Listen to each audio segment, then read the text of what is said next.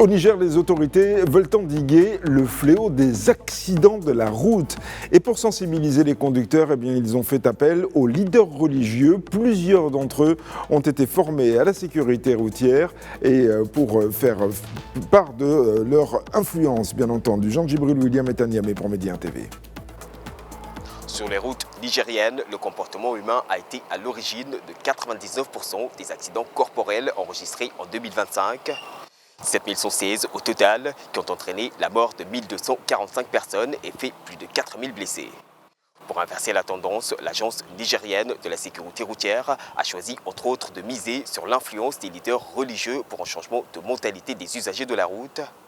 Près d'une cinquantaine d'entre eux ont ainsi été outillés à la sécurité routière afin qu'ils puissent à leur tour sensibiliser les populations dans les mosquées, dans les écoles et même à travers les médias et les réseaux sociaux.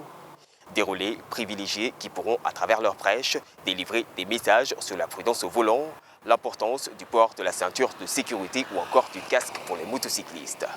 Pour les autorités locales, l'objectif est de faire de ces leaders religieux de véritables ambassadeurs de la discipline routière auprès de leurs communautés respectives.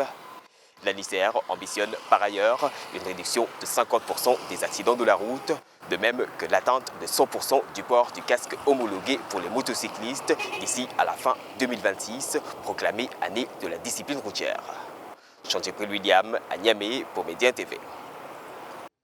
La Guinée a lancé avant-hier sa campagne de repos biologique. Pendant 2 mois, les navires industriels et semi-industriels vont suspendre leurs activités de pêche pour favoriser la reproduction des espèces et la reconstitution des ressources halieutiques. Idrissa Cissé est à Conakry pour Média TV. Les eaux guinéennes entrent dans une période de repos. Pendant cette pause qui s'étend sur 2 mois, la pêche industrielle et semi-industrielle est suspendue dans une zone allant de la ligne de base jusqu'à 60 000 nautiques. La mesure vise à donner un nouveau souffle aux ressources marines. Pour le ministre de la Pêche et de l'Économie maritime, cette période est essentielle pour permettre la reproduction des espèces et préserver les stocks halieutiques. La pêche artisanale, elle, reste ouverte. Une décision qui doit permettre de maintenir l'approvisionnement des marchés et de soutenir les communautés côtières qui dépendent de cette activité. Les autorités assurent avoir pris des dispositions pour éviter une rupture d'approvisionnement. Des réserves sont disponibles et des mesures complémentaires pourront être envisagées en cas de besoin. Pour faire respecter cette suspension, les opérations de surveillance sont intensifiées en mer. Le Centre national de surveillance et de police des pêches, avec l'appui des forces de défense et de sécurité, sera chargé de veiller au respect de la réglementation. Une campagne présentée comme un investissement pour l'avenir. Protéger aujourd'hui les ressources halieutiques pour assurer demain une pêche durable en Guinée. Idrissa Cissé, Conakry pour Média TV.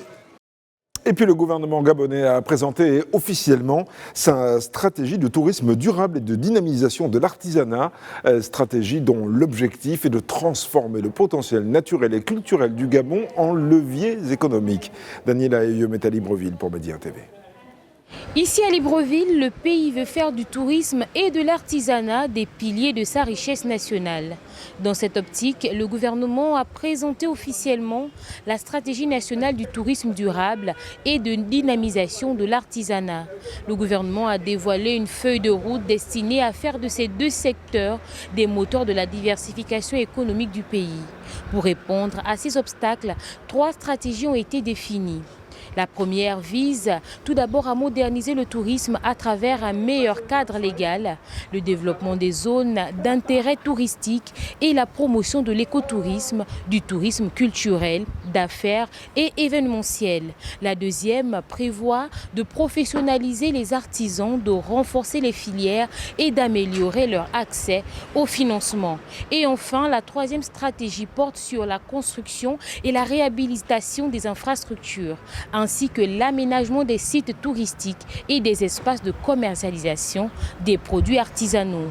Le défi est désormais de transformer cette feuille de route en actions concrètes au service du développement économique du pays. À travers le lancement de cette stratégie nationale, le Gabon ici entend poser des fondations d'un modèle de croissance qui concilie la valorisation de ses traditions et les exigences du développement durable. Ici, à Libreville, pour le compte de Medi 1 TV, Daniela Eyona.